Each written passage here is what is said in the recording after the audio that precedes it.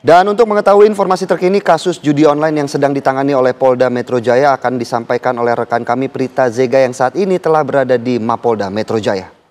Selamat siang Zega, bagaimana perkembangan hasil tersangka yang berhasil ditangkap terkait kasus judi online? Silakan.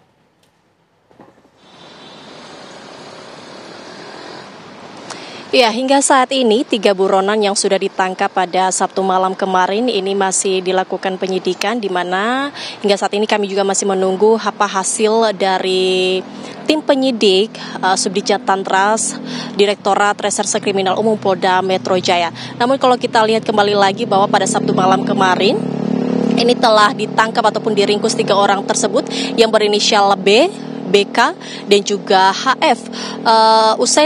Setelah mereka menempuh perjalanan dari luar negeri dan mendarat di Bandara Soekarno-Hatta, hingga pada Sabtu malam kemarin mereka tiba dibawa oleh pihak kepolisian ke Polda Metro Jaya. Mereka tiba di sini dan langsung dimasukkan ke dalam ruang penyidik untuk melakukan penyidikan lebih lanjut kepada ketiga orang ini. Seperti yang kita ketahui bersama bahwa ketiga tersangka ini merupakan bandar sekaligus juga pemilik bahkan juga pengelola ribuan situs judi online yang beroperasi di Indonesia.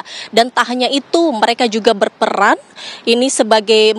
menawarkan jasa mereka kepada pihak-pihak tertentu dan sebagai makelar untuk menawarkan jasa pengamanan dari komplotan pegawai Kemenkomdigi kepada ribuan bandar judi online, di mana disebutkan oleh Direktur Reserse Kriminal Umum Polda Metro Jaya, Kombes Wira Satya, yang mengatakan bahwa mereka mendapatkan komisi 2 juta rupiah setiap kali mengajak satu situs bergabung.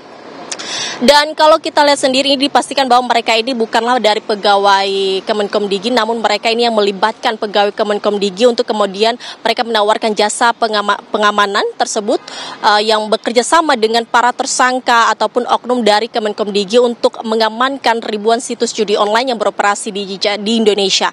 Dan pada saat mereka ditangkap juga, Philip, ini pihak kepolisian juga mengamankan beberapa bukti, yakni ada 3 unit HP dari ketiga tersangka tersebut, kemudian juga ada 3 buah ATM dan juga ada uang tunai sejumlah 600 juta rupiah dari berbagai mata uang.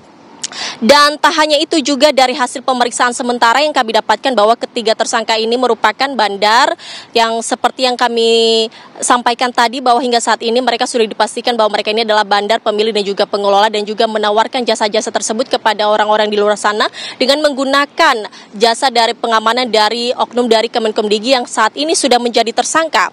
Dan mereka juga diduga kuat menyerahkan sejumlah uang kepada pegawai Kemenkomdigi agar situs milik mereka ini tidak diblokir. Nah, dari para tangan tersangka ini petugas menyita, seperti yang saya sampaikan tadi, ada 3 HP, kemudian ATM dan juga uang tunai pada saat penangkapan di Bandara Soekarno-Hatta sesaat setelah mereka mendarat di Bandara Soekarno-Hatta. Kemudian hingga sejauh ini artinya sudah ada 24 orang yang sudah ditetapkan sebagai tersangka oleh pihak kepolisian dalam kasus judi online ini, di mana 10 orang diantaranya merupakan pegawai Kemenkomdigi. Dan yang 3 orang yang telah ditangkap kemarin ini adalah 3 orang dari 6 orang yang masuk dalam list daftar pencarian orang ataupun DPO. Hingga saat ini 3 orang lainnya lagi masih terus ditelusuri oleh ataupun dicari oleh pihak kepolisian, sementara 3 orang ini sedang dicari aset-aset ataupun ditelusuri aset-aset milik mereka yang diduga kuat ini berasal dari kejahatan yang mereka lakukan dalam kasus judi online. Demikian, kembali ke Anda, Philip. Baik, terima kasih Prita Zega atas laporannya langsung dari Polda Metro Jaya terkait kasus perkembangan kasus dari judi online. Selamat bertugas kembali, Zega.